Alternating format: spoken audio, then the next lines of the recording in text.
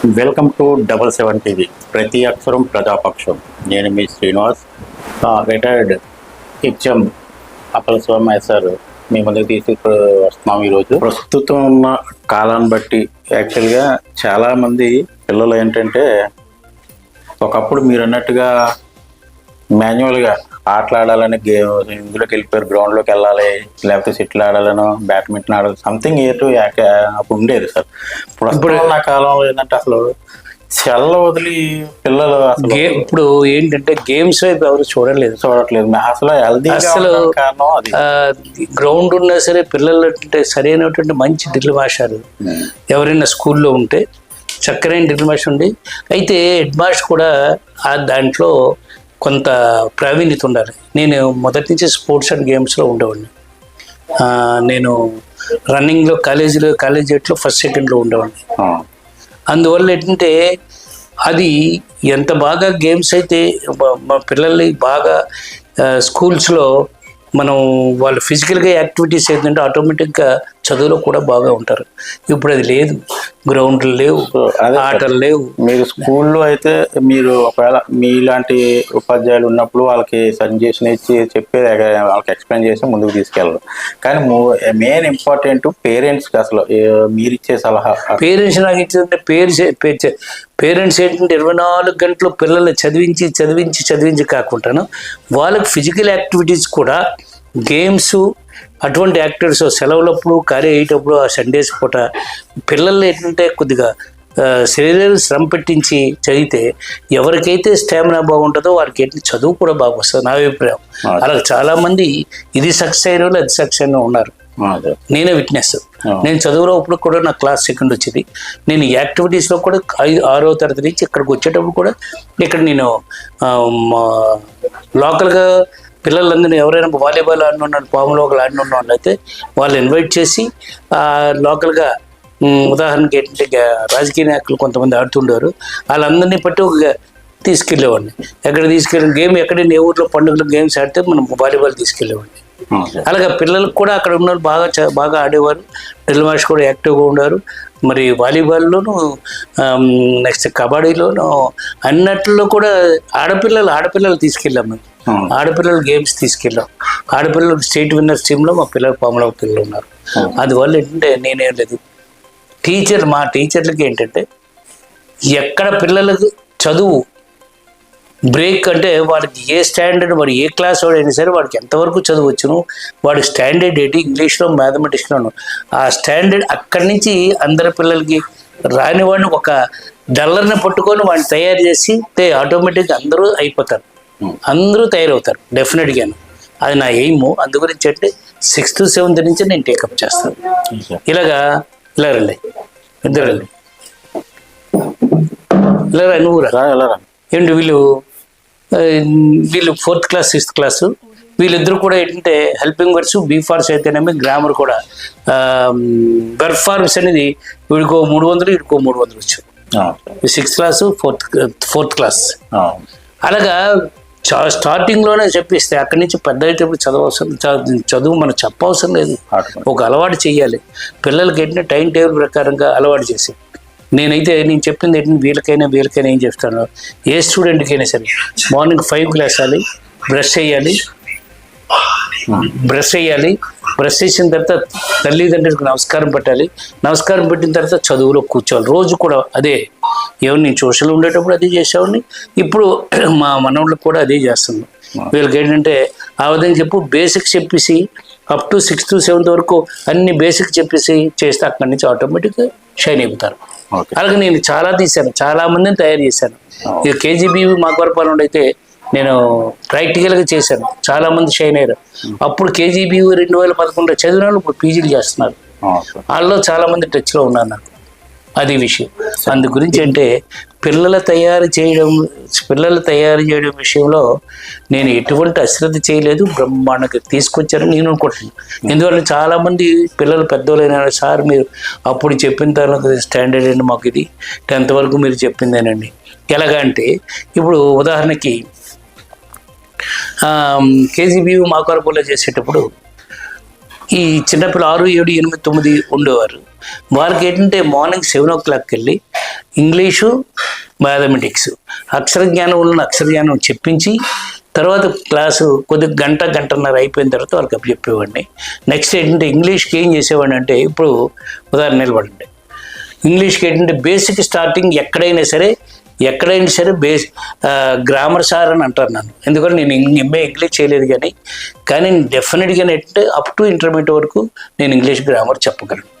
అందువల్ల ఏంటంటే ఉదాహరణ మనోడు 4th class, he's studying 4th class, he's reading 6th class. ఎక్కడి నుంచి స్టార్ట్ చేశాను ఇంగ్లీష్ అంటే ఒకసారి చెప్తారు చూడండి. హెల్పింగ్ వర్బ్స్ చెప్పరా. Helping verbs are 24. They are is, am, was, were, do, does it, have, has it, will, would, shall, should, can, could, may, might, ought to, need, they, must, use it to. నువ్వు చెప్పరా. Helping verbs are 24. They are is, am, was, were, do, does it, have, has it, will, would, shall, should, can, could, may, might, ought to, need, they, must, use it to. మీకు నేను చదివిన school Rolugunta కానీ next ఏంటంటే పాములవాక్ కానీ ఎక్కడికి వెళ్ళి ఇక్కడి నుంచే స్టార్ట్ చేస్తారు. ఎవరు వాళ్ళు డిగ్రీలు అయిపోయినా ఎక్కడైనా కనిపిస్తారు, సార్ మీరు ఇంగ్లీష్ చెప్పేవారండి, చెప్పమంటండి హెల్పింగ్ వర్బ్స్ అండి, వరుసమే చెప్పేస్తారు. పెళ్ళిళ్ళు లేని వాళ్ళు కూడా చెప్తారు. కౌన్సిల్ ఈ గెట్ టుగెదర్ పెట్టేటప్పుడు కూడా అందరూ చెప్తారు. అక్కడి నుంచే స్టార్టింగ్.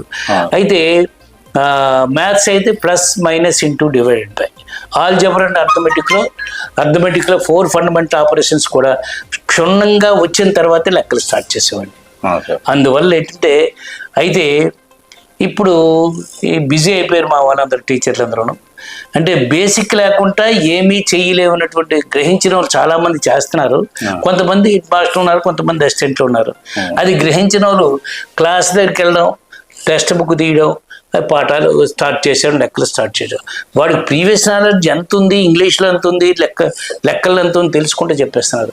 ఇక్కడ డల్లర్స్ ఏంటంటే 10th క్లాస్ అయితే డల్లర్స్ అయిపోతున్నారు.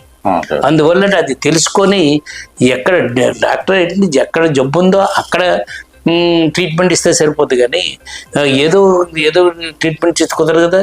వీళ్ళకి బేసిక్స్ మీద అవగాహన లేదు. చెప్పు 2 నెలలు, 2 నెలలు చెప్పు, టైం పోయాడు. తర్వాత కావాల్సి ఏంటంటే ప్రైవేట్ క్లాస్ పెట్టి చెప్పు. ఇప్పటికీ కూడా కొంతమంది టీచర్స్ ఉన్నారు. అలాగా చెప్పిన టీచర్లో ఉదాహరణకి మన జల్లూరు హెడ్ మాస్టర్ పనిచేస్తారు మూర్తి గారు, శ్రీనివాసమూర్తి గారు. స్టిల్ అలాగే కొంతమంది నా స్టూడెంట్స్ కూడా ఉన్నారు. టీచర్లు అయిన వాళ్ళు ఏంటంటే సేమ్ నా ఇమిటేషన్ అలాగే తయారు చేస్తారు పిల్లల్ని. జల్లూరు శ్రీనివాసమూర్తి నా దగ్గర చెప్పలేదు, కానీ ఎంత చక్కగా అంటే నేను కూడా పనికిరానేమో అంతలాగా పిల్లలు తయారు చేస్తాను. 24 గంటలు పిల్లలు చదువు దృష్టి ఆలోచించారు. ఇప్పుడు స్టిల్ ఇప్పటికీ కూడా నేను కేజీబీయూ మాకర్పాలకు వెళ్తాను, చదువు చెప్తాను. 4 to 7 చెప్పాను, అది రోలుగుంటలో చెప్పాను. నెక్స్ట్ ఏంటంటే వేవులపూడి కేజీబీయూలో చెప్పాను. అందులో పనికొచ్చిన స్టూడెంట్స్ని పెరవరు. ఇప్పటికీ కూడా వాళ్ళు డిగ్రీలు చదివినా, పీజీలు చేసినా ఇప్పుడు నాతో టచ్లో ఉంటారు. అదే ఎందుకంటే వాళ్ళు పనికి వస్తారు, వాళ్ళకు లైన్లో పెడతాం. వాళ్ళ పేరెంట్స్ చాలా పూర్ అండ్ రిజర్వ్ కాబట్టి మనం ఏంటంటే ఇలా తయారు చేద్దాం. అది అదేవిధంగా ఒక కుర్రవాడు చాలా పూర్ అండ్ రిజర్వ్డ్, పేరు లాలవ రాజేష్ అని. వాడికి ఏంటంటే IIIT సీట్ వస్తే అప్పుడు ఆ రోజుల్లో క్రేజ్ అది, అయ్యనపత్రితో సన్మానం చేయించి అప్పుడు వాళ్ళ ఫాదర్ ఏంటంటే ఏదో చిన్నది ఏదో పని చేసేవారు. పూర్ అండ్ రిజర్వ్డ్ అంటే వాడిని IIT చదివించిన తర్వాత ఇప్పుడు ఏంటంటే మంచి బ్రహ్మాండ షైనాడు. He's getting 2 lakhs per month. అది ఆ కుర్రాడు ప్రత్యక్షంగా ఉపయోగపడ్డాను. అది విషయం అంటే ఆ విధంగా చెయ్యాలి. టీచర్లు ఏంటంటే కొంతమంది మరి ఏదో చెప్తాను కాకుండాను పిల్లలు తయారు చేద్దరు దృక్పథం ఆగే ఉన్నారు, అందరూ చేస్తారు బా. ఇప్పుడు ప్రెజెంట్లో నాకు కొంతమంది ఒక 4-5 ఉన్నారు టీచర్లు. వాళ్ళు ఏంటంటే జల్లూరులో శ్రీనివాసరావు ఉన్నారు. అతను ఈజ్ ఎ గుడ్ టీచర్. ఇప్పటికీ కూడా వేసవిశాలలో కూడా అతను 10th క్లాస్ చెప్తాడు. అప్పుడప్పుడు నన్ను ఇన్వైట్ చేస్తుంటారు, నేను కూడా అలా సరదాగా వెళ్తుంటాను అతని దగ్గరికి. Is a close friend to me. ఎందుకంటే అంత నా బంధు అని చెప్పిన వాళ్ళు కొంతమంది ఉన్నారు. అందులో శ్రీనివాసమూర్తి ఒకటి వస్తాడు, నెక్స్ట్ నాగేశ్వరరావు ఒకటి వస్తాడు, జయనాయుడుపల్లి హెడ్ మాస్టర్ నాగేశ్వరరావు వస్తాడు, చంద్రశేఖర్ అని బీబీపట్నం హెడ్ మాస్టర్ వస్తారు. ఇప్పుడు రీసెంట్గా ప్రమోషన్ వచ్చిన వాళ్ళకి చాలా మంది ఉన్నారు. అలాగ తయారు చేసిన వాళ్ళు ఉన్నారు, లేకపోలేదు. కానీ అందరూ కూడా నా సలహా ఏంటంటే ఈ చుట్టుపక్కల చదివిన వాళ్ళు ఎక్కువ మంది నా స్టూడెంట్స్ ఉన్నారు, టీచర్లు ఉన్నారు. వాళ్ళని ఎట్లా పిల్లలు చిన్నప్పటి నుంచి ఫ్రమ్ ఫోర్త్ నుంచి ఫిఫ్త్ నుంచి తయారు చేస్తే 8th వరకు చేసి వదిలిస్తే అక్కడి నుంచి జీవితాంతం వాళ్ళు బ్రహ్మాండ పొజిషన్ గెలుపుతారు. అది నేను అంతే. అందువల్ల ఏంటంటే ఆ విధంగా నేను చేశాను సర్వీస్, నాకు సాటిస్ఫాక్షన్ ఉంది. ఇప్పుడు కూడా నేను చదువు చెప్తున్నాను. ఇప్పుడు కూడా కేజీబీకి వెళ్తుంటాను. కాబట్టి ఏంటంటే చదువు మీద ఇంట్రెస్ట్ కొద్ది పిల్లలు తయారు చేద్దాం ఉద్దేశం మీద నేను ఏం చేస్తుంటానంటే ఈ విధంగా. నెక్స్ట్ ఏంటంటే కొద్దిగా బాగా చదువుని పిల్లల కొడికి ఏదో అవార్డు ఇవ్వడం, లేకపోతే వాళ్ళకి ఏదో కొనిసి ఇవ్వడం ఎప్పటికప్పుడు ఉంటాయి. ఇప్పుడు నేను కొంతమందిని నా స్టూడెంట్ రోలుగుంటలో చదివిన పిల్లలు కొంతమంది ఉన్నారు. వాళ్ళకి ఇప్పుడు క్లాసులో చెప్తున్నాను. నేను క్లాసులో ఇప్పుడు 10th క్లాస్, అలాగా గిడుతూరులో ఉన్నారు, రోలుగుంటలో ఉన్నారు. అలా కొన్ని స్కూల్లో సెలెక్ట్ చేసి ఆన్లైన్ క్లాసులు సలహాలు ఇస్తున్నాను. సలహాలు ఇచ్చి కొన్ని క్లాసులు ఇస్తున్నాను. అదమ్మా. అందువల్ల ఏంటంటే చదువు అంటే ఇంట్రెస్ట్. నాకు పిల్లలు చదువు చెప్పడం ఇంట్రెస్ట్. ఇప్పుడు నేను end of my last breath ఇప్పటివరకు కూడా నేను చదువు చెప్తూ ఉంటాను, పిల్లలు తయారు చేస్తుంటాను. ఎక్కడైతే పూర్ అండ్ రిజర్వ్డ్ పేరెంట్స్ చాలా మంది ఉన్నారు, పల్లెటూరు పిల్లలు ఉన్నారు. వాళ్ళు ఇప్పుడు ఏంటంటే డైరెక్షన్ ఇచ్చి సక్రమంగా చదివిస్తే మాత్రం బ్రహ్మాండ షైన్ అయిపోతున్నారు. మన అప్పలస్వామి మాస్టర్ చేసే యాక్టివిటీస్ కానీ తన పర్సనల్ లైఫ్ కానీ మన 7 టీవీతో షేర్ చేసుకున్నారు.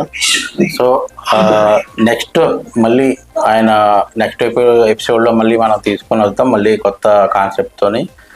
సో అంతవరకు సార్ నమస్తే సార్.